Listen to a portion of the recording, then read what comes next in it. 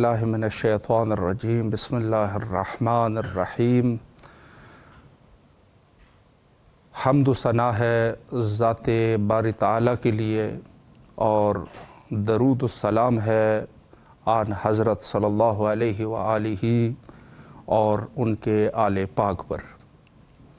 Programme मारिफत से मुंतज़र में आपके हाज़िर खिदमत है और जैसे आपके इल्म में है, मख़सूसन हमारे वो नाज़रीन जो हमारे प्रोग्राम को देखते हैं, गुफ्तगू का सिलसिला इमामत के उन्वान से हमारा जारी और सारी है और इस उन्वान से कुछ गुजारिशात मैंने आपकी खिदमत में पेश किए और अर्ज़ किया कि इंसानियत और बशरियत की हिदायत के लिए अल्लाह सुब्हानहू व तआला ने हर कौम में और हर जगह पर और हर मकान व ज़बान एक हादी को मुंतखब फरमाया। ये मुसल्लमात में से है। अगर कोई शख्स इस उन्वान से बैठा है कि रसूलुल्लाह सल्लल्लाहु अलैहि वालिही की वफ़ात या शहादत के बाद अब जो है हम सिर्फ़ जो है वो इसी कुरान के मातहत बैठकर अपनी ज़िंदगी के फ़ैसले किया करेंगे, तो ये चीज़ जो है वो समझ में न आने वाली चीज़ है। किस उन्वान से? अब बहुत सारे लोग शायद ये भी कह दें कि क्या कुरान जो है वो एक किताब कामिल नहीं है, तो हम यही कहेंगे कि जी इसमें कोई शक नहीं है कि कुरान किताब कामिल है, लेकिन इस किताब को समझने के लिए, इस किताब को तदरीस करने के लिए, इस किताब की तफसीर करने के लिए एक हादी बरहक और उस्ताद की ज़रूरत है। वो कहेंगे कि बातें जो है वो वाज़ेह हो चुकी है, सहाबा ने रवायतें हमारे लिए रिवायात लेके आए हैं फ़हम कुरान के एतबार से और ये सब चीज़ें, तो जवाब ये आएगा कि जिस तरीके से बाकी अंबिया अलैहिमुस्सलाम के दौर में भी ये किताब मौजूद थे, नबी भी मौजूद थे, यानी ख़ुद मुअल्लिम का होना भी ज़रूरी है, साथ में किताब का होना भी ज़रूरी है। ये किताब जो है उसके ऊपर तस्दीक है, ये उसका जिसको ये कहा जाए कि एक रिटन सर्टिफिकेट है उस हुज्जत की नबूवत या इमामत के लिए, ये सर्टिफिकेट है। तो इस उन्वान से कि जिस तरीके से उम्मत जो हमारी पहली उम्मतें थी, हमसे पहली की उम्मतें, उनके लिए जो तरीक़ा हिदायत को रखा गया, वही हिदायत तरीक़ाकार जो है हमारे लिए भी लाज़मी और ज़रूरी है और उसके लिए हादी बरहक की ज़रूरत होगी। साथ में जो है ये कुरान मजीद भी है और ख़ुद तौसियात रसूलुल्लाह सल्लल्लाहु अलैहि वालिही में भी इसका तज़किरा मिलता है। फरमाया कि मेरे बाद जो है वो दो चीज़ें आपके लिए छोड़ के जा रहा हूँ, एक जो है वो किताब अल्लाह है और एक जो है वो मेरी इतरत है, और हत्ता ये दोनों साथ रहेंगे। फरमाया ये दोनों साथ रहेंगे यहाँ तक कि हौज़ कौसर तक ये जो है साथ में आएंगे, यानी ये कभी आपस में जुदा नहीं हो सकते। जहाँ अहलुल बैत का वजूद होगा वहाँ पे कुरान, और जहाँ पे कुरान है वहाँ पर अहलुल बैत अलैहिमुस्सलाम का वजूद ज़रूरी और लाज़मी है। और इसी इतरत में से दलील इतरत जो है वो इस उन्वान से कि यही जो है वो बहसे इमामत के लिए भी इसी रिवायत को हम जो है वो इस्तिफ़ादा करते हैं।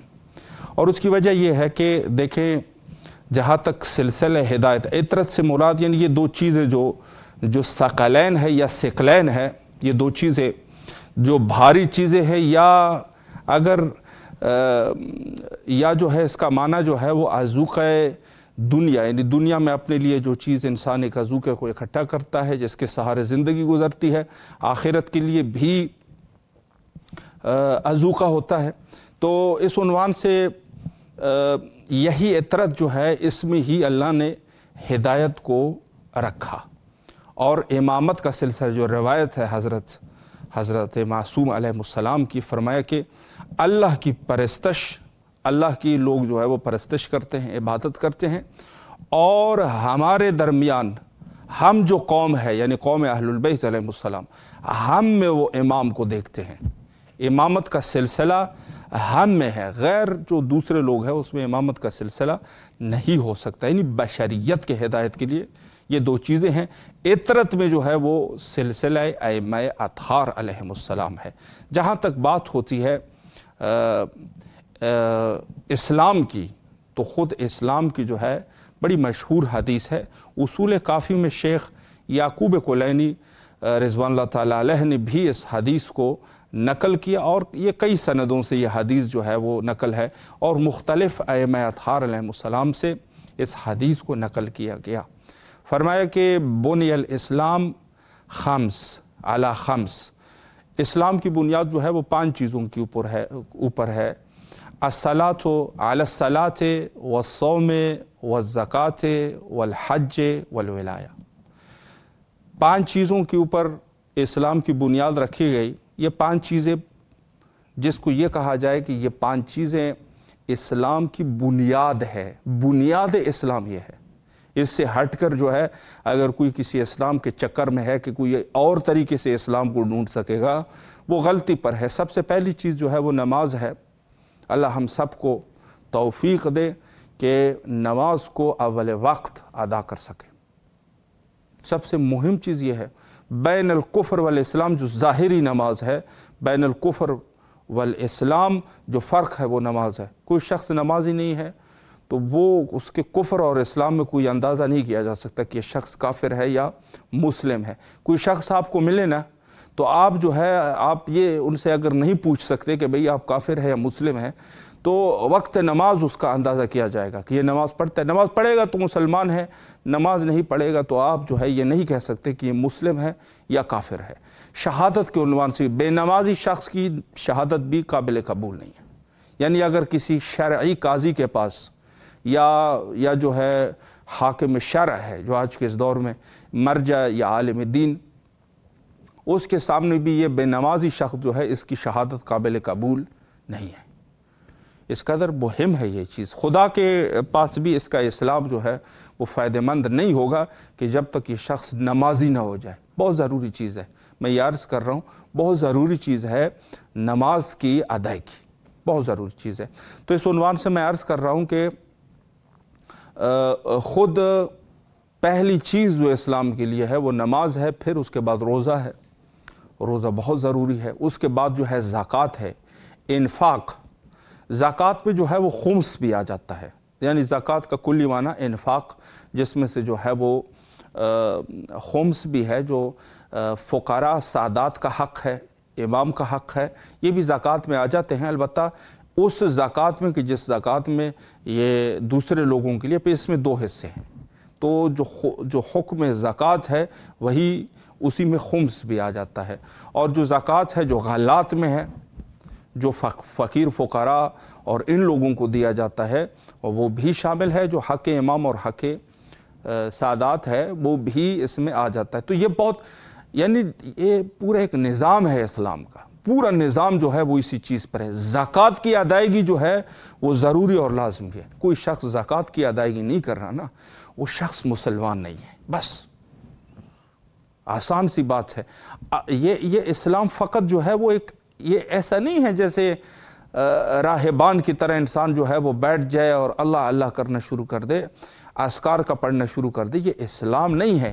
اسلام جو ہے وہ پورے ایک نظام کا نام ہے، زندگی کا مکمل نظام وہ اسلام ہے۔ اسلام کا معنی یہ ہے، دین فطری کہتے ہیں نا اس کو، تو وہ اس عنوان سے ہے۔ دیکھیں نماز، پھر روزہ، روزے میں جو ہے صبر کی تلقین ہوتی ہے، انسان صابر بن جاتا ہے، اس میں جو ہے فداکاری جو ہے وہ آ جاتی ہے، اور اس کے بعد جو سٹیج ہے وہ ہے سٹیج جو مرحلہ انفاق ہے۔ مرحلہ انفاق میں جو ہے زکوٰۃ جو لفظ استعمال ہوا ہے خمس کے اوپر بھی دلالت کرتا ہے، جو زکوٰۃ متعارفہ ہے اس کے اوپر بھی دلالت کرتا ہے، اور اس کے علاوہ جو ہے جو زکوٰۃ میں باقی صدقات وغیرہ یہ سب چیزیں آ جاتی ہے وہ بھی اس میں شامل ہے۔ تو یہ جو ہے وہ بحث انفاق جو ایک نظام ہے اسلام کا وہ شامل ہے البتہ حضرت امیر المومنین علیہ السلام اور حضرت رسالت مآب صلی اللہ علیہ وآلہ کے دور میں حتیٰ لوگوں کو بھیجا جاتا تھا کہ آپ جا کے لوگوں سے زکوٰۃ اکٹھا کریں، زبردستی نہیں، کسی کے اوپر زبردستی نہیں ہے کہ زکوٰۃ آپ دو، نہیں دو گے تو پھر ایسا ہو جائے گا۔ بڑے واقعات مشہور ہے کہ لوگوں نے زکوٰۃ نہیں دی، رسول اللہ نے کوئی ایکشن نہیں لیا۔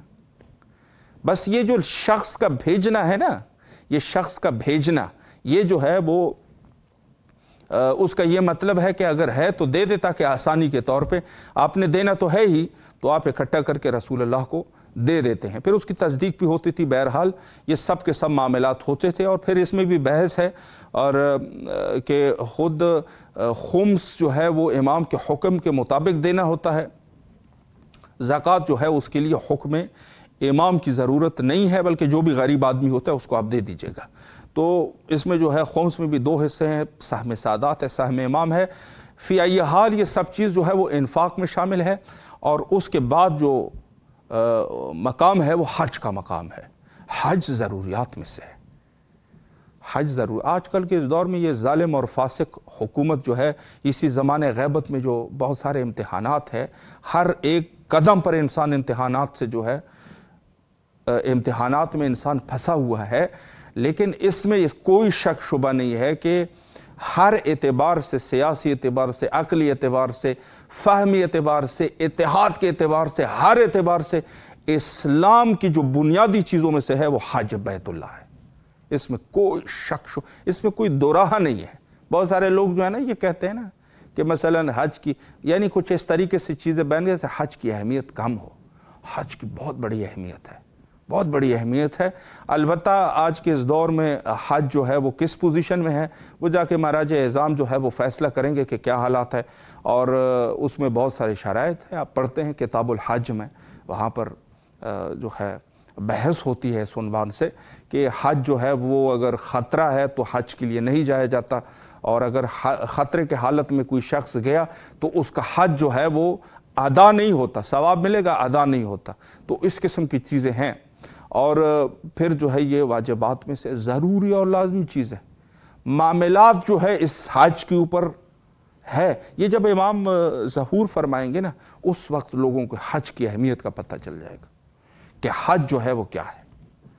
حج اللہ نے بنیاد اسلام میں سے رکھا ہے۔ بہرحال میں اس پر گفتگو نہیں کرنا چاہتا، بحث ہماری امامت ہے، اور امامت کے بعد میں جب بات آئی نا، وہاں پر لفظ کو استعمال کیا، کہتے ہیں والولایا، پھر جو ہے وہ ولایہ ہے، اور اس باقی چیزوں کے لیے حدیث میں کوئی چیز استعمال نہیں ہوئی، لیکن جب بات ولایت کی آتی ہے تو وہاں پر امام نے فرمایا کہ لم یناد بالشیء کما نودیا بالولایا، فرمایا کہ ایسی زیادہ تاکید کسی چیز کے لیے نہیں ہوئی ہے جتنی زیادہ تاکید ولایت کے اوپر ہے۔ کیوں ہے؟ چونکہ ولایت کی وجہ سے یہ چار چیزیں قبول ہوں گی۔ ولایت جو ہے وہ کلید قبولیت ہے، روح فی الجسم ہے، جیسے یہ سب چیزیں جسم ہو، باقی سب چیزیں نظام ہے، اس کی قبولیت اور وہ حصہ جو اس کو محکم کر دیتی ہے وہ یہ ولایت ہے۔ ولایت جو ہے اس کے ساتھ ہونی چاہیے، جس کو آپ امریت بھی کہہ سکتے ہیں، امریت، اولی الامر بھی کہہ سکتے ہیں۔ یہ سب چیزیں امامت کے اوپر جو ہے ان کا نظام ہے، نظام امامت اس کو کہتے ہیں۔ یہ سب چیزیں جو ہے وہ اسلام کی بنیاد ہے، لیکن جو امریت ہے، جو امامت ہے، جس کو تعبیر ولایت ہے، ولایت کس سے رکھنی ہے؟ ولایت کس سے؟ ولایت کا اصل معنی کیا ہے یہ بھی سمجھنے کی چیز ہے۔ ولایت ولی کا کیا معنی ہے؟ سرپرست۔ اس کی سرپرستی کو آپ قبول کر رہے ہیں کہ ہمارا سرپرست ہے، یہ ہماری جان، عزت، ناموس سب ان کے ہاتھ میں ہے، اس کو کہتے ہیں۔ مثلا جب کسی ایک خاتون کا نکاح پڑھایا جاتا ہے تو وہاں پر ولی کی ضرورت ہے۔ اس کا ولی کون ہے؟ کہا جائے گا اس کا ولی جو ہے اس کا والد ہے یا اس کا دادا ہے۔ ولایت ہے اس کی، اگر اجازت نہ دے تو نکاح جو ہے وہ باطل ہے، نکاح نہیں ہوگا، چونکہ شرط جو ہے وہ ولی کی ہے۔ اگر یہ خاتون جو ہے وہ حرہ نہیں ہے، اگر حرہ ہے تو پھر اس کا وہ ولی کی اجازت نہیں ہوگی. لیکن یہ تو صرف بحث میں اس عنوان سے کر رہا ہوں کہ ولی کیا ہوتا ہے. ولی کے علاوہ یعنی اس خاتون کی جتنی بھی چیزیں ہیں وہ اس ولی کے ہاتھ میں ہے, اس کی کفالت اس ولی کے ہاتھ میں ہے. اللہ ان کو رزق اس ولی کی وجہ سے دیتا ہے. مثلا ایک خاتون ہے, خاتون کا ولی اس کا شوہر ہے.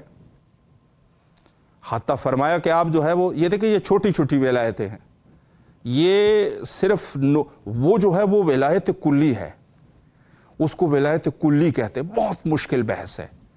مشکل اس عنوان سے ہے کہ جو بحث ولایت ہے نا یہ ایک نظام ہے, نظام, پورا نظام. امامت کو ایک حدیث میں جو ہے وہ نظام اسلام کے نام سے بھی تعبیر کیا گیا. نظام ہے اسلام کا, اس ولی کے ہاتھ میں یہ سب چیزیں ہوتی ہیں. چھوٹی ولایتوں کو میں جیسے خاتون کا نکاح, ایک وہ ہے ایک خاتون ہے, اس کی جو ولایت ہے اس کے شوہر کے پاس ہے, حتیٰ شوہر کی اجازت کے بغیر یہ گھر سے نہیں نکل سکتی, نماز کے لیے نہیں نکل سکتی. نماز مسجد میں نماز پڑھنے کے لیے نکل رہی ہے, شوہر نے منع کر دیا, اس کی نماز جو ہے وہ باطل ہو جائے گی. یا بعض مہاراجے نے یہ کہا ہے کہ نماز صحیح ہوگی لیکن یہ ہے کہ اس نے گناہ کر دیا,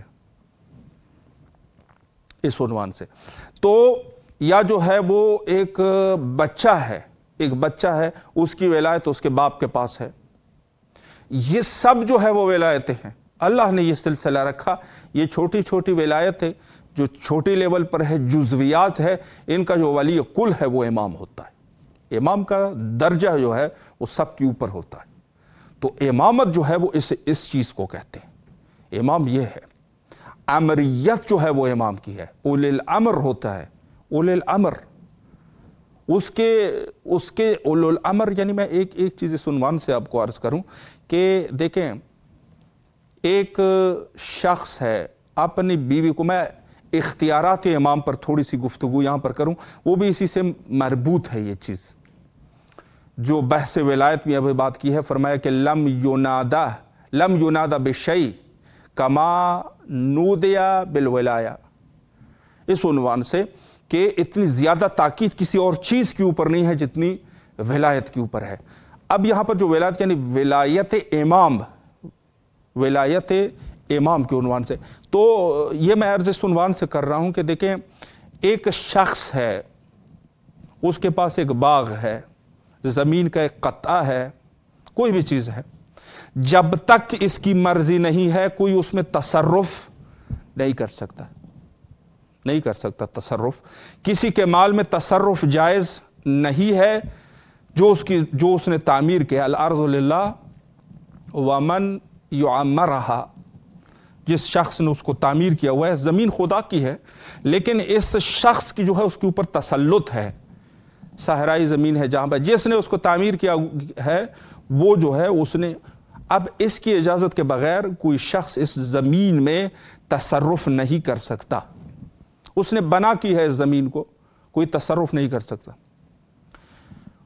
ایک خاتون ہے, جیسے میں نے مثال دی, اس کی شادی ہوئی ہے, ایک شخص اس کے نکاح میں ہے, جب تک یہ شوہر جو ہے وہ نہیں چاہے گا اس کو طلاق نہیں ہو سکتی. کچھ شرائط ہے اپنی جگہ پر, وہ ہے, استثناءات ہے, مثلا یہ مفقود ہو چکا ہے یا کوئی اور اس قسم کے اثرات, پھر جو ہے وہ حاکم شرع جو ہے وہ فیصلے کرتے اس کے علاوہ. لیکن عام حالات میں شوہر جو ہے اس کے اوپر اس کا ولی ہے.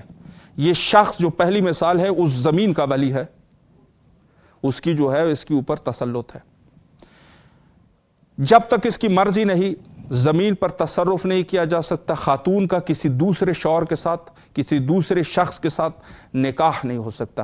لیکن جب بات آتی ہے ولایت کل کی, جو امامت ہے, جو ولایت کل ہے, جو وقت کا امام ہے, اگر وہ چاہے, امام چاہے, اس شوہر کے اجازت کے بغیر اس خاتون کو آزاد کر سکتا ہے. چل تم لوگوں کا طلاق ہو گیا, صیغہ پڑھنے کی بھی ضرورت نہیں ہے, طلاق ختم. یہ شخص چاہے نہ چاہے اس کی بیوی کو طلاق ہو چکی ہے, چونکہ ولی کل نے جو ہے اس کی اجازت دے دی.